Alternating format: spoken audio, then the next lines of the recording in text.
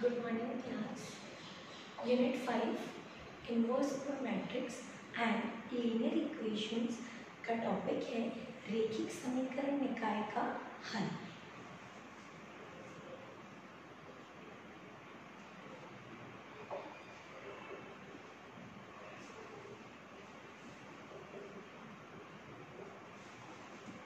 अगर हमारे पास कोई सिस्टम ऑफ इक्वेशंस दिया हुआ है a11x a12y a13z a21x a22y a23z 31x 32y 33z b1 b2 b3 और इसमें जो कांस्टेंट है b1 b2 और b3 तीनों ही अगर 0 हो जाए तो ऐसा जो सिस्टम ऑफ इक्वेशन है वो कहलाता है समघाती, ठीक है, होमोजेनियस। और अगर ये सभी 0 नहीं होते हैं तो ये सिस्टम ऑफ इक्वेशंस कहलाता है विषमघाती। अभी हम जो सॉल्यूशंस पढ़ेंगे वो विषमघाती समीकरण निकाय के सॉल्यूशंस पढ़ेंगे। इसमें हम पहले देखते हैं क्रैमर्स नियम। क्रैमर नियम से हल। फर्स्ट जो है क्रैमर नियम, चूंकि इसमें सारणिक का यूज होता है इसलिए हम इसको सारणिक की सहायता से हल भी कहते हैं और क्रैमर नियम से हल भी कहते हैं। इसमें क्या होता है, जैसे आपको अगर कोई दो वेरिएबल्स में इक्वेशन दी हुई है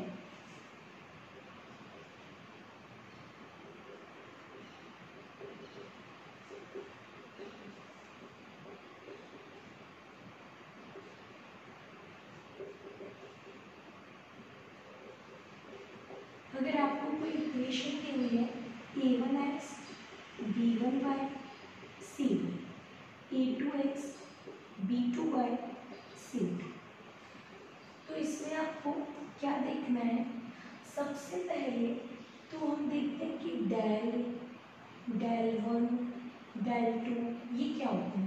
देखो डेल होता है x के कोफिशिएंट्स, एक कॉलम में लिख लो a1 a2, दूसरे कॉलम में y के कोफिशिएंट्स b1 और b2 और इस डिटरमिनेंट को सॉल्व करना। ऐसे डेल वन, देखो डेल वन का मतलब है डेल में जो फर्स्ट कॉलम था उसको जो कांस्टेंट है c1 c2 उससे रिप्लेस कर देंगे। इसका मतलब c1 c2 और दूसरे कॉलम पे b1 b2 ही आएगा। ऐसे डेल टू का मतलब है कि जो डेल है उसमें सेकंड कॉलम को रिप्लेस कर दो कांस्टेंट से, यानी कि यहाँ आ जाएगा c1 c2 और पहले वाले कॉलम में वही रहेगा जो डेल में है। कंफ्यूजन क्रिएट नहीं करना है, हमारे लिए जो डेल वाली डिटरमिनेंट है वो बेसिक डिटरमिनेंट है। डेल वन आएगा तो फर्स्ट कॉलम रिप्लेस होगा और डेल टू आएगा तो सेकंड कॉलम रिप्लेस होगा। इनसे वैल्यूज निकालने के बाद हल कहता है कि x इज इक्वल्स टू होता है del one divided by del और y होता है del two divided by del. अब इनके लिए मेन कंडीशन क्या है कि डेल 0 नहीं होना चाहिए। ओके, इतनी सी चीज़ आपको ध्यान रखनी है। अब इसमें मेन चीज़ आती है कि क्या हमेशा दिए गए समीकरण निकाय के हल होंगे, और हल होंगे सॉल्यूशन होंगे तो कैसे होंगे, यूनिक होंगे या इनफाइनाइट सॉल्यूशन होंगे या फिर नहीं होंगे। तो उसके लिए कुछ मेन आपको चीज़ें देखनी है। सबसे पहले आपको ये देखना है कि डेल नॉट इक्वल टू 0 होना चाहिए। अगर डेल नॉट इक्वल टू 0 है तो दिया गया समीकरण निकाय संगत कहलाता है, कंसिस्टेंट कहलाता है और इसके यूनिक सॉल्यूशन होते हैं अद्वितीय हल, यानी एक ही हल होता है। दूसरी कंडीशन आती है डेल इज इक्वल्स टू 0 होगा। अब अगर डेल इज इक्वल्स टू 0 है और उसके साथ डेल वन डेल टू भी 0 है और अगर तीन वेरिएबल में आया तो del one del two del three तीनों ही 0 और ये भी 0 हो गए, तो ऐसे समीकरण निकाय भी संगत कहलाते हैं, लेकिन इनके हल अनंत होते हैं, इनफाइनाइट सॉल्यूशंस होते हैं। और इस कंडीशन में ये स्वतंत्र नहीं होते, ये एक दूसरे पे डिपेंडेंट होते हैं। एक हल जैसे x को मानना पड़ता है तो फिर y उस पर डिपेंड हो जाता है, z उस पर डिपेंड हो जाता है। लेकिन फर्स्ट वाला जो यूनिक सॉल्यूशन है वो किसी पे डिपेंड नहीं होते हैं, वो स्वतंत्र हल होते हैं। ऐसे ही लास्ट आता है, अगर डेल 0 है लेकिन डेल 1, डेल 2, डेल 3 में से कोई भी एक भी अगर अशून्य हो जाए, नॉन जीरो हो जाए, यानी सारे जीरो ना होकर कोई भी मिनिमम एक भी अशून्य हो जाए, तो वहाँ निकाय कैसा कहलाता है? असंगत, इनकंसिस्टेंट, और उसका कोई भी हल विद्यमान नहीं होता। ये तीन कंडीशंस आपको ध्यान रखनी है।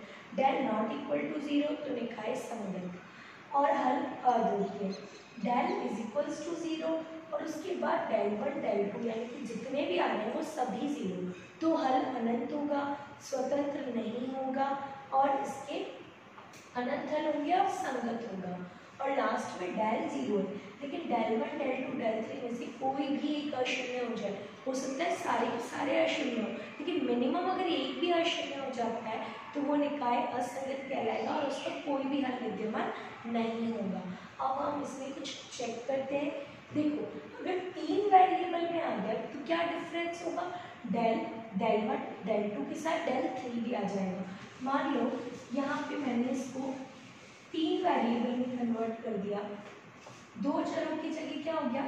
तीन चरों वाले लिए, तो यहाँ C1z is equals to D1, C2z is equals to D2। तीन वेरिएबल है तो इक्वेशंस की तीन आएगी। अब ऐसी कंडीशन में क्या होगा? डेल 1, डेल 2, डेल 3 ये सब आएंगे, तो डेल क्या हो जाएगा? x के कोफिशिएंट वाला कॉलम यानी A1, A2, A3, फिर y के कोफिशिएंट B1, B2, B3। आपको इक्वेशंस में अगर कांस्टेंट इधर दिया हो तो आप बेसिक से तुलना करते हुए उसको इधर शिफ्ट करिए। ओके, C1, C2, C3 ये डेल हो जाएगा। अब डेल 1 कैलकुलेट करना है तो फर्स्ट कॉलम में क्या आ जाएगा? D1, D2, D3, यहाँ D1, D2, D3 लिख देंगे। ठीक है, तो ये आपका क्या हो जाएगा? डेल 1। और अगर डेल 2 कैलकुलेट करना है तो सेकेंड कॉलम की जगह क्या आ जाएगा? D1, D2, D3, first column वही रह जाएगा। और अगर डेल 3 कैलकुलेट करना है तो ये D1, D2, D3 यहाँ आ जाएगा और बाकी जगह क्या हो जाएगा? Same, B1, B1, B2, B2। ठीक है, और सॉल्यूशंस भी कैसे होंगे? x is equals to del 1 by del, y is equals to del 2 by del और z is equals to del 3 by del. और कंडीशंस वही रहेंगी। अगर डेल नॉट इक्वल टू 0 है तो निकाय संगत और हल अद्वितीय। अगर डेल भी 0 और डेल 1, डेल 2, डेल 3 सारे ही 0 हो जाते हैं तो निकाय संगत लेकिन स्वतंत्र नहीं होगा और हल अनंत होंगे। और लास्ट में अगर डेल 0 है लेकिन डेल 1, डेल 2, डेल 3 में से कोई भी एक, मिनिमम एक भी अगर नॉन जीरो होता है तो उसका कोई भी हल विद्यमान नहीं होगा और समीकरण निकाय असंगत होगा। अब हम इसकी कुछ प्रॉब्लम्स देखते हैं।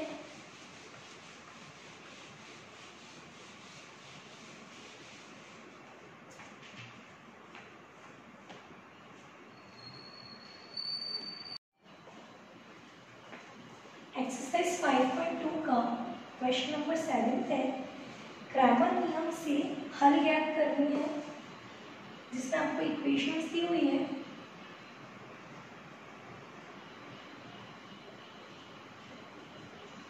ये यहाँ देखिए, सबसे पहले हम निकाय चेक करते हैं, दिया गया समीकरण निकाय किस टाइप का है। तो पहले हम डेल वैल्यू देखते हैं। डेल वैल्यू क्या होती है? यहाँ पे x के जो कोफिशिएंट्स हैं उनका कॉलम बना लो, फिर y के कोफिशिएंट्स का कॉलम बना लो, ये हो गया डेल। इसके बाद डेल 1 क्या होता है? इसी में पहला कॉलम रिप्लेस कर दो कांस्टेंट से और दूसरा एज इट इज। ऐसे डेल 2 में क्या होता है? दूसरे वाले कॉलम की जगह कांस्टेंट रख दो और पहला वाला कॉलम वही रहेगा जो डेल में है 2 3। इसको देखिए कॉपी मत करना वरना दोनों 9 7 9 7 हो जाए। अब यहाँ सॉल्व करो, डिटर्मिनेंट 2 2 जो 4 और 3 3 जो 9, तो ये हो गया -13।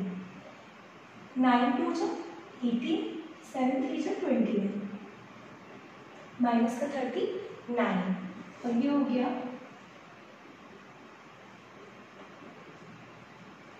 -30। तो यहाँ ना तो डेल 0 है, जब डेल ही 0 नहीं है तो बाकी चेक करने की जरूरत नहीं है। तो जब del is equals to not equal to 0 तो समीकरण निकाय कैसा होगा, संगत, और हल कैसे होंगे, अद्वितीय यूनिक सॉल्यूशंस होंगे। तो इसलिए हल में क्या आ जाएगा, क्रैमर मीन्स के x is equals to del 1 upon del 1 क्या है -39 और डेल क्या है -13, तो ये हो गया +3। ऐसे ही y क्या हो जाएगा, डेल 2 बाय डेल 2 कितना है -13 -13 1। तो ये आपके सॉल्यूशंस हो गए।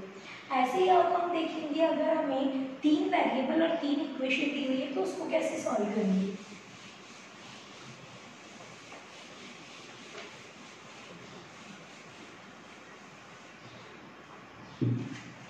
क्वेश्चन नंबर 9,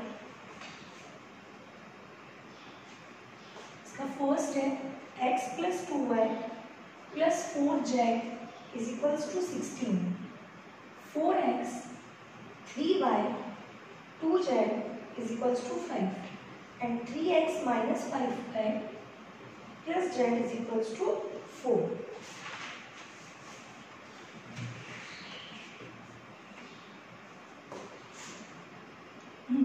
यहाँ पे डेल क्या होगा, देखो ये 3 वेरिएबल है तो थोड़ा सा लेंथी होगा। यहाँ कोफिशिएंट 1 4 3, सेकेंड वाली 2 3 -5 4 -2 1। इसको सॉल्व करना है।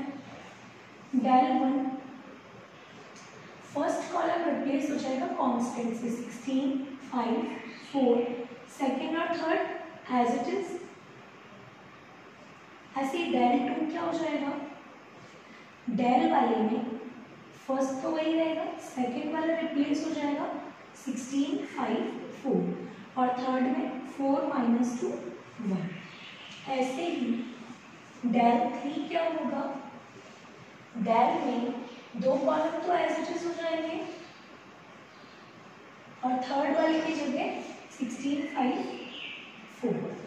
ओके, इसको हम प्रसार विधि से हल करेंगे तो इसकी वैल्यू क्या आ रही है, देखो 1 × 3 -10 -2 4 + 6 और 4 5 जो 20 और 9, तो ये हो गया -7 -20 29 × 4 -116।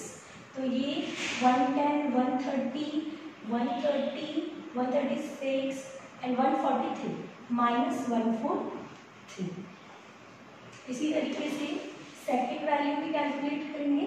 देखो 16 × सबको आता है एक्सपेंशन 3 -10 -2 5 + 8 + 4 × 5 5 जो 25 4 3 जो 12, ये हो गया -7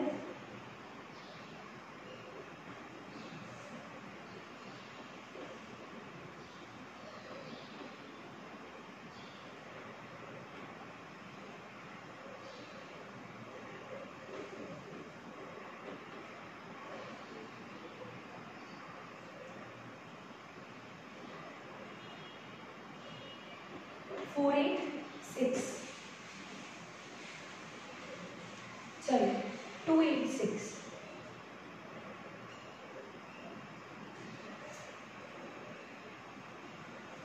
अब डायरेक्ट 2 की वैल्यू आती है, डायरेक्ट 2 की वैल्यू देखेंगे, देखो 1 5 प्लस 8 माइनस 16 4 प्लस 6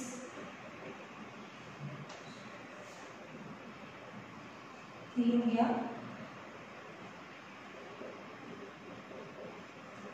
13 4 17 116 में से 17 गए तो 143 और लास्ट है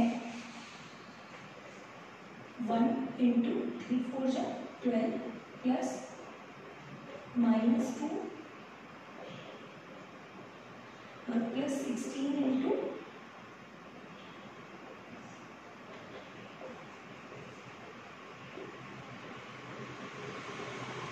-29 इंटू 16 कितना होता है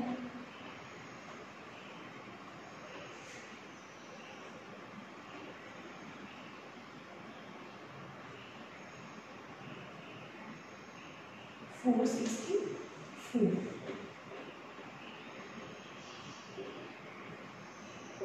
तो ये 464 और 466 और 37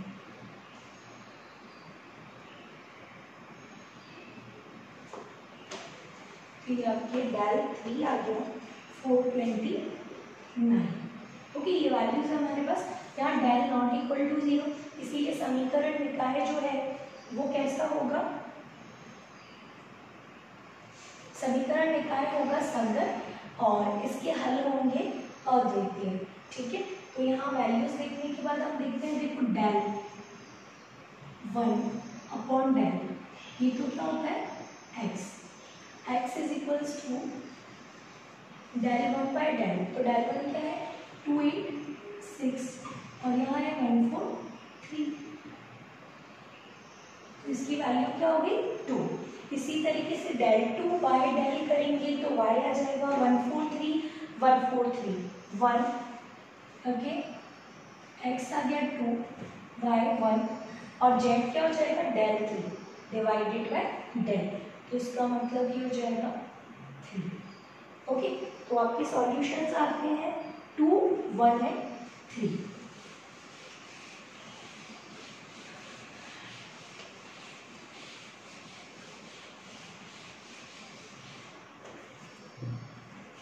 इक्वेशन नंबर 10 है जिसमें आपको इक्वेशंस दी हुई है कुछ इस तरीके से,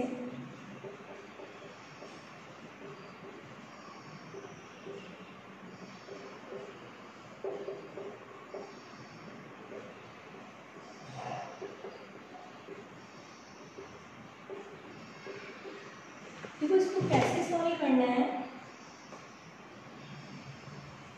यहाँ पे हम देख रहे हैं कि एक्स वाई जेड जो है वो मल्टीप्लाई में नहीं आके डिवाइड में आ रहे हैं, तो ऐसी कंडीशन में हम क्या करेंगे, माना 1 अपॉन एक्स, ये 2 अपॉन एक्स का मतलब क्या है 2 मल्टीप्लाई बाय 1 अपॉन एक्स है, तो हम 1 अपॉन एक्स को मान लेते हैं अदर वेरिएबल u, ऐसे ही 1 अपॉन वाई को अदर वेरिएबल v और 1 अपॉन जेड को w।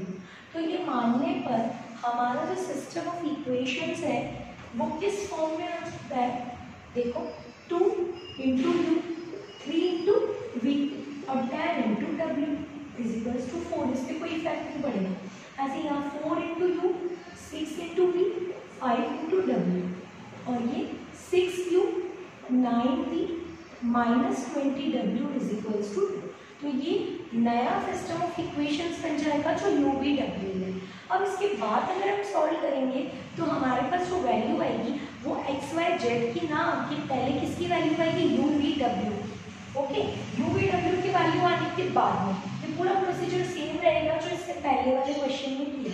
उसके बाद में जब हम डेल 1 बाय डेल की वैल्यू निकालते हैं तो इस बार x का आके क्या है u। ओके, और u v w की वैल्यू कैलकुलेट करने के बाद में हम बताएंगे कि 1 upon x is equals to u, so x is equals to 1 by v, y is equals to 1 by v और z is equals to 1 by w। और इस तरीके से हम इसको सॉल्व करेंगे, आपको पीडीएफ में इसका सॉल्यूशन मिल जाएगा। आज हमने पढ़ा क्रैमर्स लॉ और इसके क्वेश्चंस देखे। कल हम इसका दूसरा मेथड पढ़ेंगे मैट्रिक्स थ्योरी और उसकी हेल्प से हम इसी टाइप की लीनियर इक्वेशंस को सॉल्व करना सीखेंगे। तब तक आप इसकी प्रैक्टिस कीजिए। इसमें से बोर्ड में आपको 3 मार्क्स का क्वेश्चन मिलेगा, आइदर ग्रामर्स लॉ और on matrix theory. Thank you class.